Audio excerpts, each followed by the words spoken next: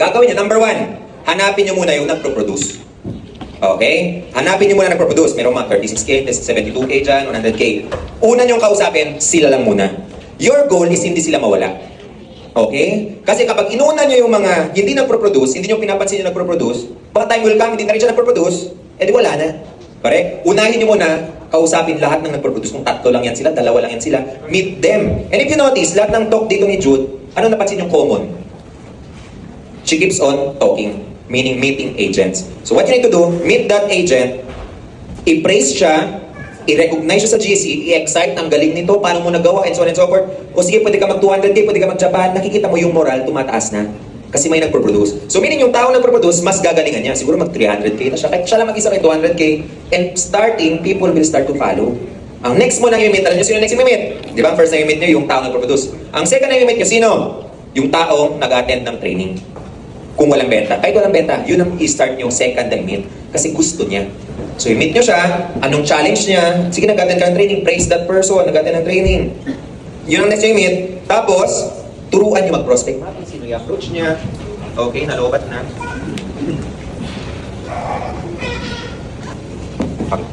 Ayan. Hello. So yun ang second i-meet niyo, yung umattend ng training. Ipabenta siya kahit isa-isa lang muna. Dalawa, check their activity. Sige, sabayan kita mag-activity and so on and so forth. Again guys, as leaders, hindi tayo pikon. Meaning, our job is to add value without expecting in return. Minsan kasi tayo, when we do something, gusto natin may return na agad eh. Again, our goal is just to keep on adding value. Mag-thank you man siya sa Facebook o hindi. Okay lang yun. Okay? So, ganun lang gawin natin. Sino next? Let's say, na-meet mo na yung second. I-meet mo yung first, nagbebenta, yung second, nag-attend ng training. Third, sino i-meet mo?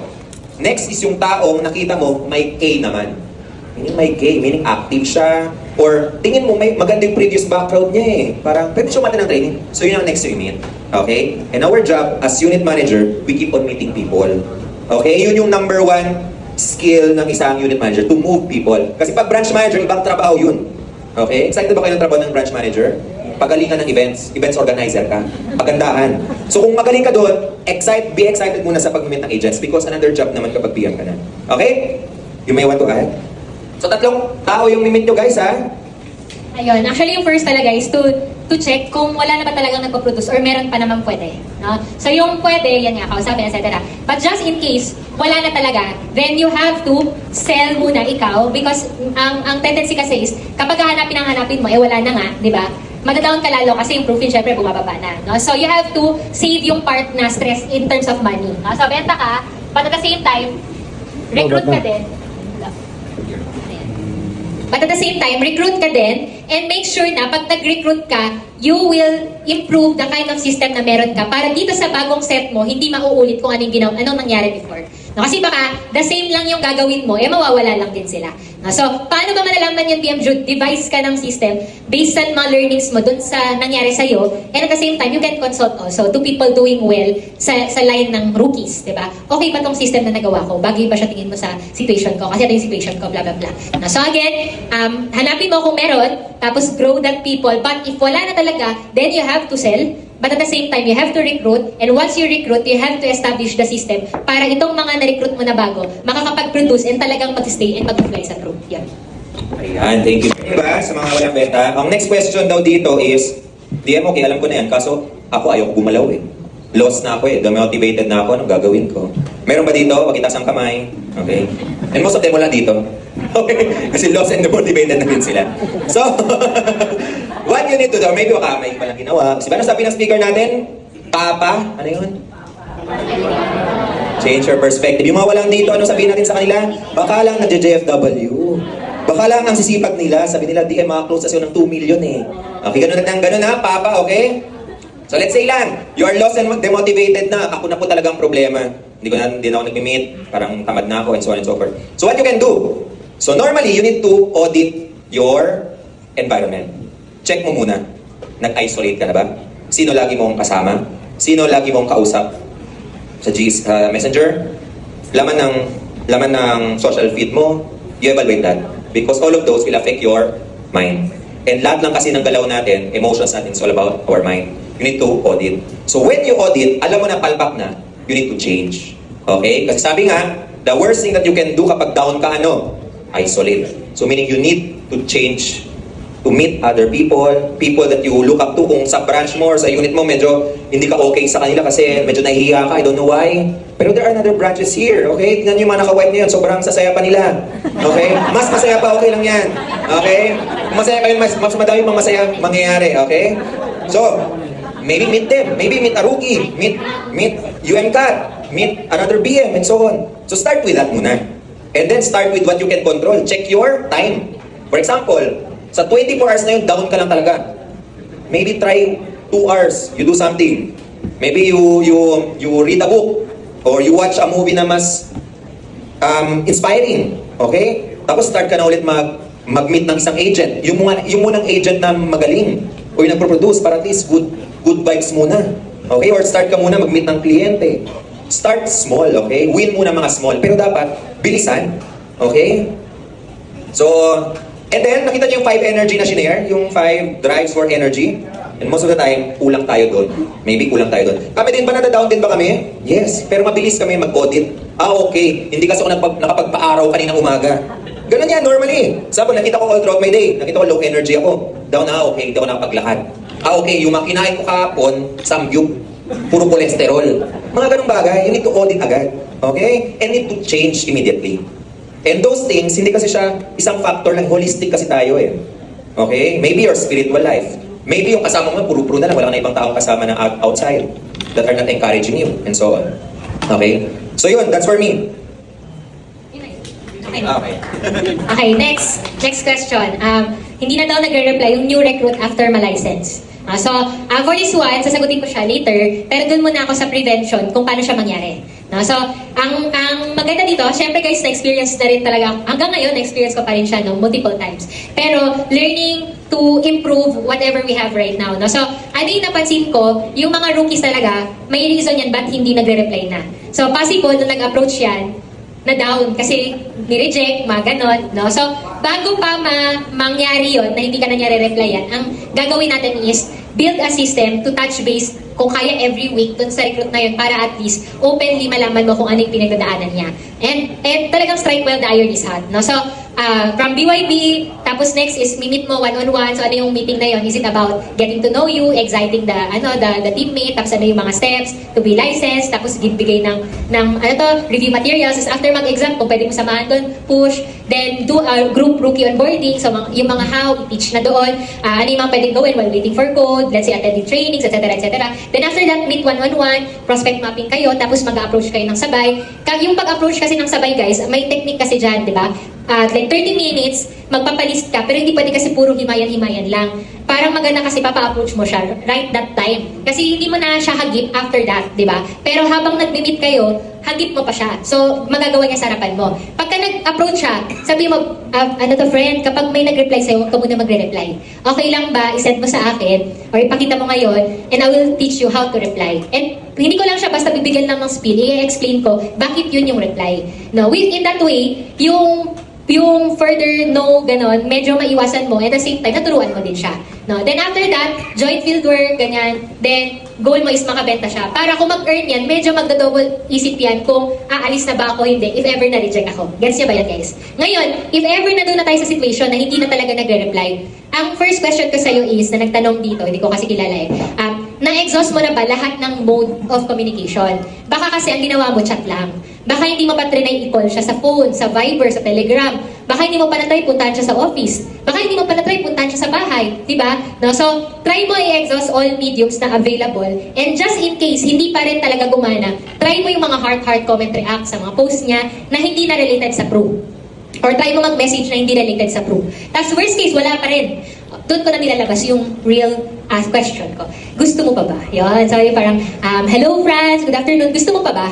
Ayan, sorry to ask you kasi gusto ko lang malaman if magbe-message pa ba ako sa'yo or not na kasi baka lang may other plans ka na.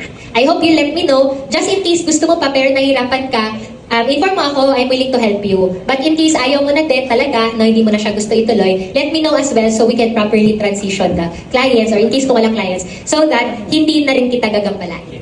I will appreciate your response. Yun, ganun. Then kung wala na talaga, then wag muna. Focus ka muna sa iba. Yun, sana nasagot ko. Ayan, thank you. Next is question, how to be a better leader and lead a better team. Okay, so do you want to know how to become a better leader? If you notice, yung mga leaders, yung mga BMs, and kayo din, what do we normally do? Example, itong event na to, what do? We keep on initiating events. We keep initiating move. We keep on doing something for our teammates, tama? For example, we initiate this. Example, gumastos ako ng 150,000. Kahit 10 lang pumunta dito, it's okay because my job is to initiate an event to add value. Tama? Kayo din, to become a better leader, you need to keep on initiating. For example, if you will evaluate your October, anong initiative nyo for your team first week of October? Wala po, nag-announce lang ako, benta na kayo guys. Ano pa, sinend yung poster, forward lang, tapos wala nang kuha na pa. Ano pa initiative nyo? Kasi kung wala, then napakasimple ng initiative na yun. We need to initiate. Example, first week of October, sana merong part-timer night. Kahit 2 lang pumunta, be really happy. Huwag magtampo, 2 lang pumunta ha, yung 10 markado na kayo sa akin. Hindi ganun. You keep on initiating. 2 pumunta, sige, 2, etong isi-share ko sa inyo. Okay? Ito, gawin natin to. I-target natin ngayon mga doktor. Ha? Sige, hanap tayo sa Facebook ng mga doktor or sino mga kamag-anak ng doktor. And so on, you initiate event. Next naman, for part-timer yun. Next naman, Wednesday ng 2 p.m. O guys, full-timer. Full-timer. Di ko alam pa nung title nun. Basta kung ano nung title na yan. Pero kung isa lang pumunta, magtatampo ka ba dun sa other 4?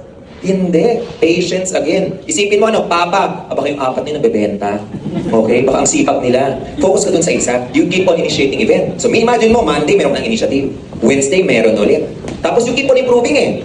Nakikita mo, ay, ito yung dapat kong in-improve eh. Tapos ano pa, maging creative ka din. I-chat GPT mo. Chat GPT, what can I tell to my unit manager, to my agents because they're feeling down? Can you give a book and summarize it? Lahat ilagay mo na dun. Si Tagalog mo na lang kapag i-share. Tama? You can do that. Or, let's say, meron ka ng Monday, meron ka ng Wednesday, Saturday. Ito, wala silang trabaho. So, anong gagawin mo? Meron ka na namang initiative. Okay? Or ano pa initiative? Pwede every lunch may tinatawagan ka. Another initiative, before a training, may tinatawagan ka, lahat tinatawagan mo, and so on and so forth. Those are the things that we do for our teammates. So, to become a better leader, to lead your team, keep on initiating events for your team. Ngayon, November 6. Noong November 3, meron ba kayong initiative for your team? Kung wala, we can start already next week. Tama? Because, ang goal natin is to produce productive agents. Tama? To produce productive agents, kasi sino ba nagpo-produce ng APE? Productive agents. Mayroon tayong agent, hindi man productive, hindi nagbebenta, so hindi siya productive. Ang goal natin, productive agents. Paano makaproduce ng productive agent? Kayo, paano kayo naging productive? There's a training. That's an initiative. Merong ginawa, nakipag-one-on-one sa'yo, that's an initiative. Or maybe mayroong mentorship, that's an initiative. So mga ganun, we keep on initiating events.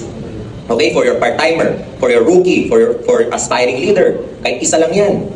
Ang goal natin lagi, meron kang kapartner na maaasahan. Kung wala, hanap lang ng hanap. Kung wala, edi ikaw na lang. Okay? Tapos, ano pa? Incentive. Alam nyo ngayon, pagalingan na lang na sa incentive. Alam nyo ano?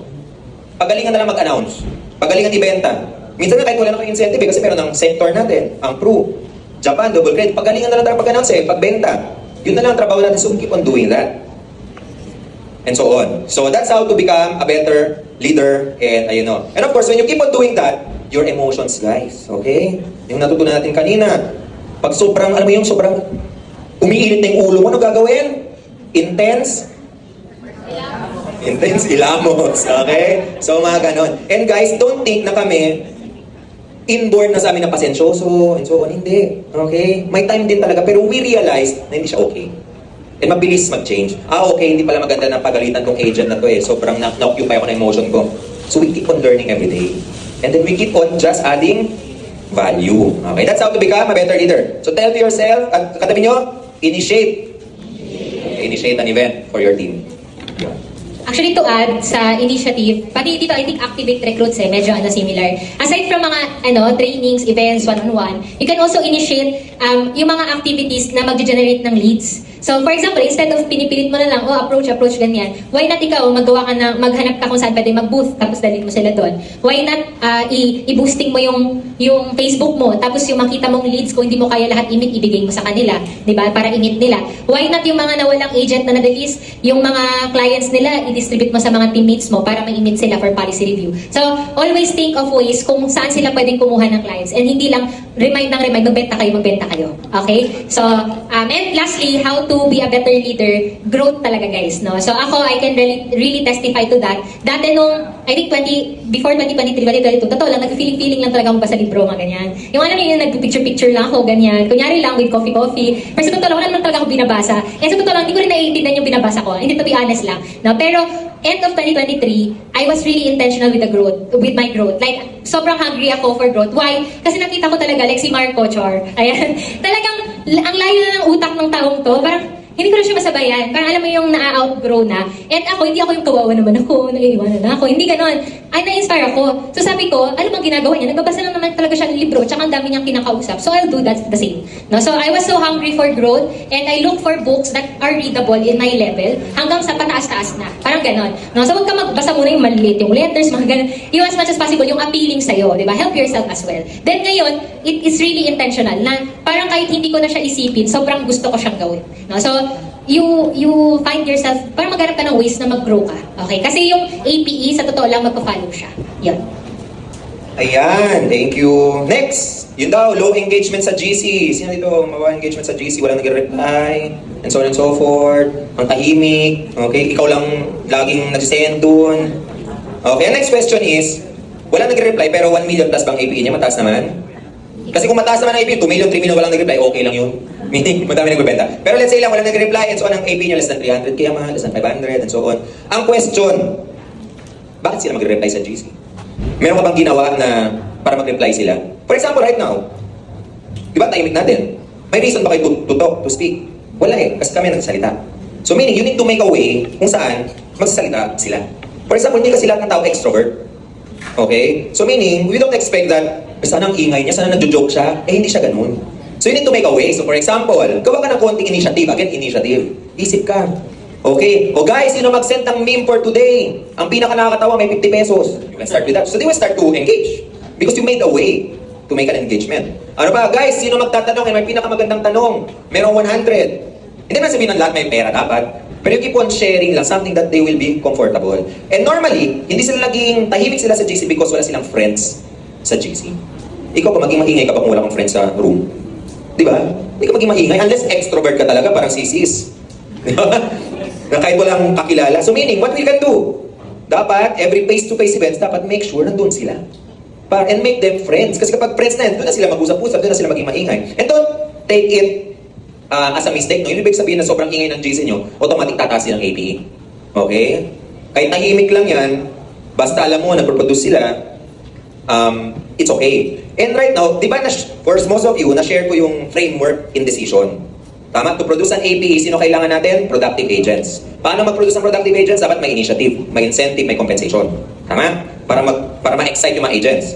Next, what if walang incentive, walang initiative, pero you still want that they are producing? Anong gagawin natin? Tawag dun, culture. You build a culture na kahit walang incentive, walang initiative, magagaling pa rin sila. Tama? Ang question, paano mag-produce ng culture? Do you want to know how to produce a culture? Gusto mo na magagaling sila, maisipag tayo. Check your family. May culture ba kayo sa pamilya nyo? Ano mga culture nyo sa pamilya nyo? Dapat sabay-sabay tayo kumain ha? Ano pa? Dapat tahimik lang kayo ha? Di ba normally ganun? walang magsasagot-sagot ha? Culture yun. And bakit nabuo yung culture niyo sa pamilya nyo? Parents, laging nagsasabi. Meaning machine gun. Kumain tayo ng sabay-sabay, kumain tayo sabay-sabay, ganon. Paulit-ulit yun. Kung may nakita silang hindi kumain ng sabay-sabay, tatawagin, kain tayo ng sabay-sabay. So meaning, if you want to build a culture, you want excellent team, gusto nyo maingay sila, then you keep on sharing it. Guys, dapat magaling tayo, dapat masipag tayo, 300 approaches every day. Guys, dapat yun tayo ha, enjoy tayo dito. Kung yun yung mga culture na gusto nyo gawin, you keep on sharing it. Then next, anong next para to build a culture? You communicate, tama? Nang paulit-ulit ha, hindi lang once. Paulit-ulit siya. Anong next na gagawin? How to build a culture? You recognize. Nire-recognize mo sino yung inline dun sa culture na binibuild mo. For example, if you want a culture of excellence, i-reward mo yung top 3 lang talaga. Sila lang talaga, and maipakita mo talaga sa kanila yung top 3 lang talaga na-recognize. For example, sino yung top 3? O yung top 1 man lang? Starbucks, Andy Starbucks. For the month. Andy Starbucks, pero may rule. Yun lang per day, grande lang na drink. Isa lang. Magkano bang grande na drink? 200. And dapat 5 days a week lang. 200 times 5, magkano yun? 1,000. 4 weeks meron sa isang buwan. 4,000. So meaning invest naman 4,000. Pero mag-uunahan sila mag-top 1 or top 2 or top 3. Tama? 4,000 lang na. So meaning you're starting to create a culture of excellence. Ang top 1 lang ang recognize ko. Or maybe, gusto mo ang culture nyo, dapat 6-digit lang lahat guys, ayaw ko tumingin ng mga less than 100k APE. Then you communicate it. Then you recognize sino yung doon. Gusto nyo recruitment culture? You communicate it. Guys, ang i-recognize ko lang for the next 3 months, yung nagre-recruit lang. And sino nakarecruit ng isa? O kakain tayo sa labas. Saan kayo kakain? Sa Beach Shang. Diba? O guys, ito yung mga nag-recruit ng isa ngayon. So you are starting to create a culture. Okay, so that's how you... Ano ba yung tanong na yun? Sa engagement sa GC. Okay. Ito naman, what do you advise to UM na medyo matagal yung progress? Ano ibig sabihin nito? Like, matagal ma-promote to PM? Yun ba yun? Kasi for me, minsan, na-demotivate ka kasi kino-compare mo yung sarili mo sa iba. Kung hindi ka nag-work that way, then don't do it.